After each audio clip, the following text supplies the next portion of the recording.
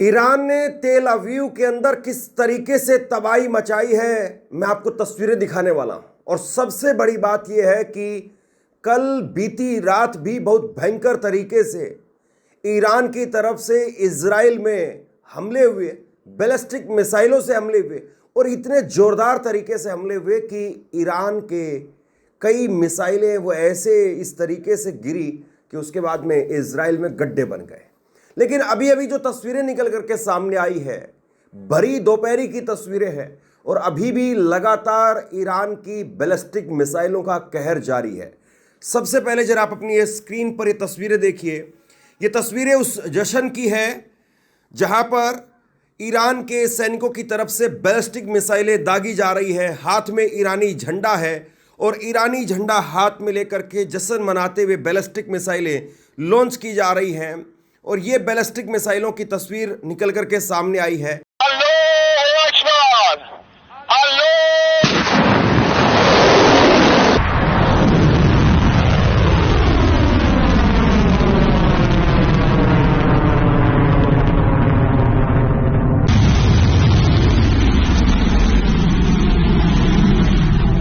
अब मैं आपको कुछ तस्वीर दिखाता हूं जो दिन की तस्वीर है।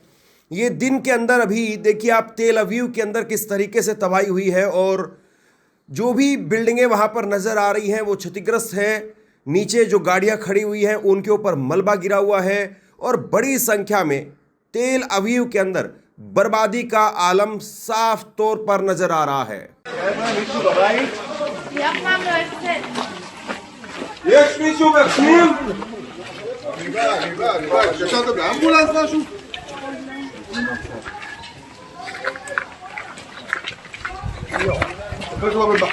अब देखिए जिस तरीके से ईरान के हमले हो रहे हैं, इसके बाद में इजराइल के अंदर बगावत के सुर भी साफ तौर पर दिखाई दे रहे हैं। इजराइल के एक मंत्री वो लोगों के बीच में गए हुए थे और वहां पर एक महिला ने कहा कि जितने हमले हो रहे हैं ये सब तुम्हारी वजह से हो रहे हैं, तुम दोषी हो इसके। इस तरह की बातें कही गई और उसके बाद में वहां पर महिला का जो गुस्सा था वो सातवें आसमान पर था। जरा आप अपनी स्क्रीन पर देखिए किस तरीके से लोगों की नाराजगी है और लोग अब खुल करके ईरान का एक तरीके से जिस तरीके कहर टूट रहा है उसके बाद में इजराइल की सरकार का विरोध कर रहे हैं। ये अराद की तस्वीर बताई जा रही है। अराद के अंदर नेशनल सिक्योरिटी मिनिस्टर इजराइल के उनको शहर से बाहर कर दिया गया और महिलाएं यहां पर कह रही है कि तुम इन सारी मौतों के जिम्मेदार हो, हमारे शहर से निकल जाओ, तुम्हारा यहां पर कोई स्थान नहीं है, तुम नए नाजी हो। ये इजराइल की जनता का गुस्सा है जो इजराइल की सरकार के खिलाफ, इजराइल के मंत्रियों के खिलाफ साफ तौर पर दिखाई दे रहा है।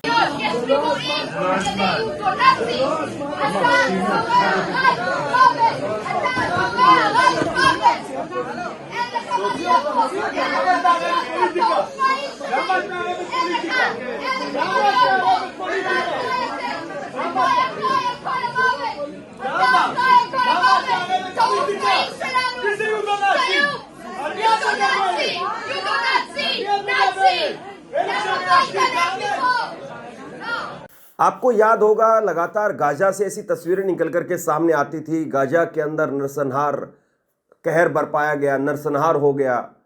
करीब करीब 28,000 बच्चों को, महिलाओं को मार दिया गया, 72,000 लोगों को मार दिया गया। लेकिन कभी इस तरीके का विरोध, अपने लोगों के लिए बगावत इस तरीके की कभी गाजा के अंदर दिखाई नहीं दी। ईरान के अंदर अभी भी तकरीबन 1,500 से 2,000 लोगों को मार दिया गया है। लेकिन ईरान में खामेनेई के शासन को लेकर के इस तरह का विरोध नहीं दिखाई दे रहा है। ईरान की सरकार को लेकर के, ईरान की रिजीम को लेकर के और IRGC और तमाम दूसरे लीडर्स को लेकर के इस तरह का विरोध नहीं है जिस तरह का विरोध इजराइल को लेकर के हो रहा है। सबसे बड़ी चीज यह है कि जिस तरीके से इजराइल ने अमेरिका और बाकी खाड़ी देशों के साथ में मिलकर के ईरान के ऊपर हमला किया था और सबसे बड़ा उसका जो तुर्रा था वो यही था कि ईरान के अंदर बगावत शुरू हो जाएगी, ईरान में लोग सरकार के खिलाफ हो जाएंगे, इस तरह की बातें कही गई। लेकिन साफ तौर पर दिखाई दे रहा है कि ईरान में बगावत नहीं हुई, उल्टा इजराइल के अंदर बगावत हो गई है। नेतन्याहू की तस्वीर मैं आपको दिखाता हूं। नेतन्याहू की तस्वीर आप देखिए और खुद को जो है वो जायजा लेना पड़ रहा है। अराद में रॉकेट हमले से सिचुएशन रूप में अपडेट लेने के लिए इजराइल के पीएम नेतन्याहू पहुंचे हैं। अराद में हमला हुआ है और ज़बरदस्त हमला हुआ है, बड़ा हमला हुआ है। और इसके बाद में आप अंदाज़ा लगा लीजिए कि प्रधानमंत्री को खुद से अपडेट लेने के लिए आना पड़ रहा है। सिचुएशन रूम में वो गए हैं, वहाँ पर जाकर के हालात का जायज़ा लिया है कि कितना नुकसान हुआ है, क्योंकि यहाँ पर न्यूक्लियर फैसिलिटी है और न्यूक्लियर फैसिलिटी पर अगर इस तरीके का हमला होता है तो जाहिर सी बात है इजराइल के लिए एक बहुत बड़ा धक्का है। और अभी आप याद करिए 4 दिन पहले डोनाल्ड ट्रंप ये कह रहे थे कि वो परमाणु हमला नहीं करेंगे और उसके बाद में न्यूक्लियर साइट्स पर, नातांज पर हमले हुए और उसके बाद में अब ईरान का ये पलटवार है।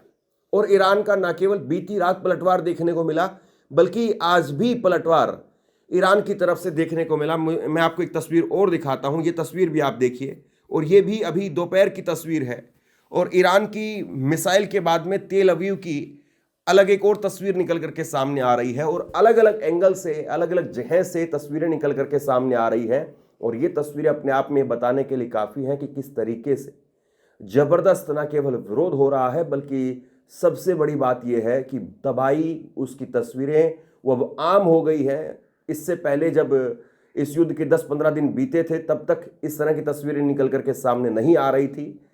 जाहिर सी बात है इजराइल के अंदर एक तरीके से आप ये कहिए कि डर का, खौफ का माहौल है और लोग सरकार को लेकर के कुछ बोल नहीं सकते हैं, कोई इजाज़त नहीं है उनको, या वीडियोस वगैरह सर्कुलेट करने की इजाज़त नहीं है। और ऐसे में अब जो है वो डर धीरे धीरे ख़त्म हो रहा है क्योंकि गुस्सा लगातार बढ़ रहा है।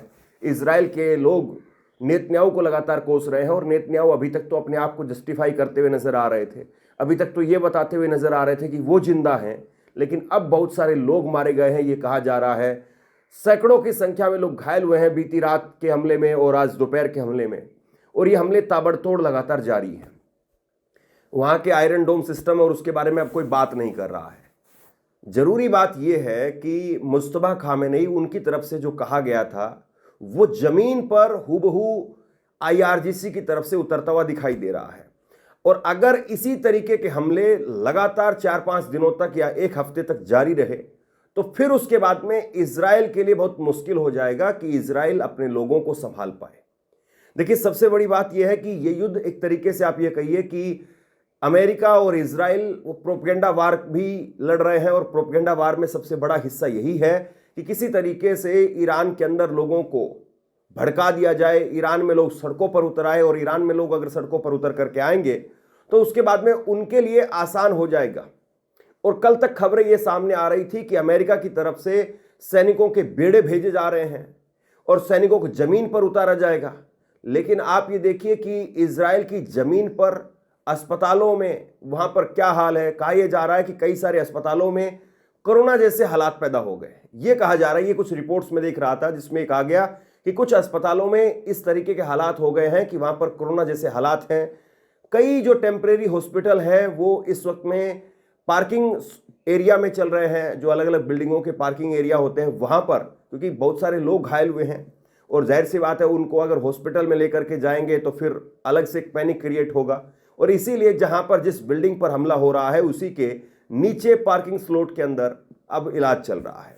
तो ये तस्वीरें निकल करके सामने आ रही हैं और इसके बाद में एक तस्वीर जो है बीती रात की ही तस्वीर है और इस तस्वीर के अंदर आप देखिए कैसे एक बहुत बड़ा गड्ढा जो है वो बन गया। और ये अपने आप में बताने के लिए काफ़ी है कि ईरान की जो मिसाइलें हैं उनकी मार कितनी भयानक है और वो जो मार है वो लगातार नीचे ज़मीन तक उतरती हुई दिखाई दे रही है। यानी अब आयरन डोम सिस्टम उसको बचा नहीं पा रहा है। अभी तक तो ये हो रहा था कि आसमान में ही जो भी रॉकेट्स थे या मिसाइल थी वो ख़त्म हो जा रहे थे, लेकिन अब ईरान की तरफ से 500 किलोग्राम, 300 किलोग्राम, 400 किलोग्राम इतनी विस्फोट वाली जो वॉरहेड वाली जो मिसाइलें हैं उनको लॉन्च किया जा रहा है और वो सारी मिसाइलें सीधी वो पहुंच रही हैं अब इजराइल के अंदर। अब एक स्क्रीनशॉट आप देखिए, इजराइल फॉरेन मिनिस्ट्री की तरफ से ट्वीट किया गया है और बाकायदा इसमें स्वीकार कर रहे हैं कि हाँ, हमारे सैकड़ों लोग इंजर्ड हो गए हैं जिसमें बच्चे हैं और एक बहुत बुरा जो है वो हमला हुआ है और इसको टेररिज्म का नाम जो है वो इजराइल की तरफ से दिया जा रहा है। आपके ऊपर हमला हुआ, आपके 100 लोग मारे गए, जिसमें आप कह रहे हैं कि बड़ी संख्या में बच्चे मारे गए, लेकिन 28,000 बच्चे, महिलाएं, वो भी तो इंसान थे जो गाजा के अंदर आपने नरसंहार किया सालों तक। और उसके बाद में गाजा में आपने 28,000 बच्चों को, कितनी बड़ी संख्या है 28,000, और इसी युद्ध के अंदर आपने 170 लड़कियों को, छोटी बच्चियों को, स्कूली बच्चियों को आपने मौत के घाट उतार दिया। तब टेररिज्म नहीं था। तब आपने एक बार गलती से माफी भी नहीं मांगी कि ठीक है हम इसको लेकर के माफी मांग रहे हैं। एक बार आप माफी मांगते हुए भी नजर नहीं आए। और अब जैसे ही आपके ऊपर हमला हुआ तो आपको टेररिज्म भी याद आ गया, आपको सब कुछ याद आ रहा है। अभी तो इस जंग के अंदर ईरान ये कह रहा है कि हम अपनी जो बड़ी और खतरनाक मिसाइलें हैं उनको जब निकालेंगे, और जाहिर सी बात है अगर 22वें दिन ये हाल है और 22वें दिन भी अगर ईरान इतनी ताकत से हमला कर रहा है तो फिर बहुत मुश्किल हो जाएगा इजराइल के लिए ईरान को संभालना। डोनाल्ड ट्रंप उनकी तरफ से लगातार बयान सामने आ रहे थे कि हमने उनको ख़त्म कर दिया है, उनके मिसाइल्स और तमाम तरीके से उनके जो भी हथियार थे, ड्रोन्स थे, उनका जो जखीरा था उसको ख़त्म कर दिया है। अब उनके पास में कुछ बचा नहीं है। वो कभी कभी बीच बीच में एक दो मिसाइलें छोड़ते रहते हैं। उनका सारा जखीरा हम ख़त्म कर चुके हैं। इस तरह की बातें कही गई और अब देखिए हकीकत जो हमारे सामने है, जो आपके सामने है, वो कुछ और ही बयां कर रही है और किस तरीके की तबाही यहां पर दिखाई दे रही है ये आपके सामने है। कुछ अपडेट्स निकल करके सामने आ रही, मैं आपको वो बता देता हूं। ईरान और हिजबुल्लाह के साथ में बीते संघर्ष में जो बीती रात और अब दोपहर में हुआ है, अब ये कहा जा रहा है कि तकरीबन 300 लोग वो घायल हुए हैं। और स्वास्थ्य मंत्रालय ने, खुद इजराइल के स्वास्थ्य मंत्रालय, उन्होंने बताया है कि 24 घंटों में ईरान और हिजबुल्लाह के साथ में चल रहे संघर्ष के कारण 303 लोग घायल हो गए हैं। उन्हें अस्पताल में भर्ती कराया गया है। मंत्रालय ने बताया है कि संघर्ष शुरू होने के बाद में अब तक कुल 4,564 लोग वो अस्पतालों में भर्ती कराए जा चुके हैं। शेल्टर होम में जो है वो लोगों को रखा गया है। जो घायल हैं उनका इलाज शेल्टर होम में भी किया जा रहा है। हिजबुल्लाह ने इजराइल के मिस गांव में हुए हमले की जिम्मेदारी ली है।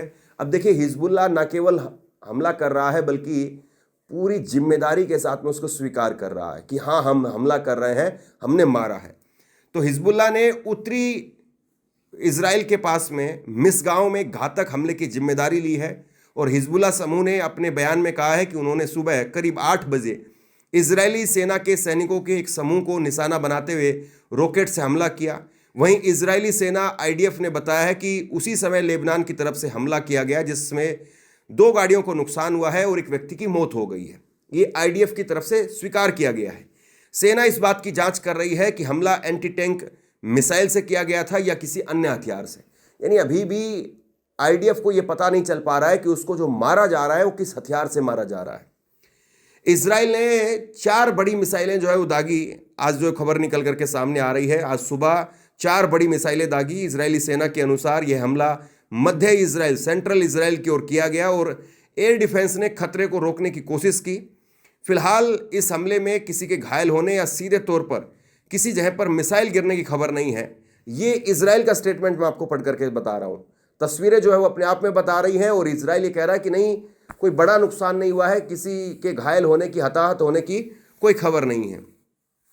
तो ये इस वक्त में जो खबरें जो निकल करके सामने आ रही हैं और जाहिर सी बात है कि ये मिसाइलें कहीं ना कहीं आप ये कह सकते हैं कि इजराइल के लिए आने वाले वक्त में एक बहुत बड़ा चिंता का सबब बनने वाली है। अब एक बड़ी खबर मैं आपको और बता दूं, ईरान की तरफ से दावा किया गया कि उन्होंने इजराइल के 127 ड्रोन मार गिराए हैं।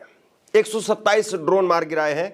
ईरान की सेना ने दावा किया है कि उसने तेहरान के आसमान में एक इजरायली ड्रोन को मार गिराया है। यह जानकारी तस्नीम न्यूज एजेंसी के हवाले से दी गई है। सेना के अनुसार हालिया युद्ध की शुरुआत से अब तक दुश्मन के कुल 127 ड्रोन एयर डिफेंस सिस्टम ने निशाना बना करके नष्ट कर दिया है। तो कुल मिलाकर के इस जंग में ईरान लगातार इजराइल के ऊपर भारी पड़ता हुआ नजर आ रहा है। वो अटैक भी कर रहा है, वो डिफेंस भी कर रहा है और दूसरी तरफ इजराइल ऐसा लग रहा है कि इस युद्ध में बहुत बुरी तरह से घिर गया है। अपने लोग बगावत पर उतर आए हैं और ऐसे में इजराइल इस युद्ध में कब तक अपने आप को रोक पाएगा, कब तक अपने आप को जो है इस युद्ध में और लंबा खींच पाएगा, सबसे बड़ा सवाल ये है। शेयर कीजिए इस खबर को और आप क्या सोचते हैं नीचे कमेंट बॉक्स में लिख करके जरूर बताइए। शुक्रिया। आपसे कुछ कहना चाहता हूं। आज के वक्त में पत्रकारिता करना कितना मुश्किल काम है, लेकिन अगर ऐसे में भी कोई आपकी खबर दिखा रहा है, कोई आपके मुद्दे पर बात कर रहा है, तो आपको भी उसका साथ देना चाहिए। अगर आपको लगता है कि मेरी पत्रकारिता सही है, मैं आपके लिए आपकी खबर वो दिखा रहा हूं, तो ऐसे में आप मेरा सहयोग कीजिए। आप इस वीडियो को जब लाइक करेंगे तो लाइक के साथ में ही एक थैंक्स का बटन आपको दिखाई देगा। उस थैंक्स के बटन पर आप क्लिक कीजिए और जो भी सहयोग राशि दे सकते हैं वो दीजिए। दूसरा, आप चैनल को ज्वाइन कर सकते हैं और चैनल को ज्वाइन करके भी मुझे मदद कर सकते हैं।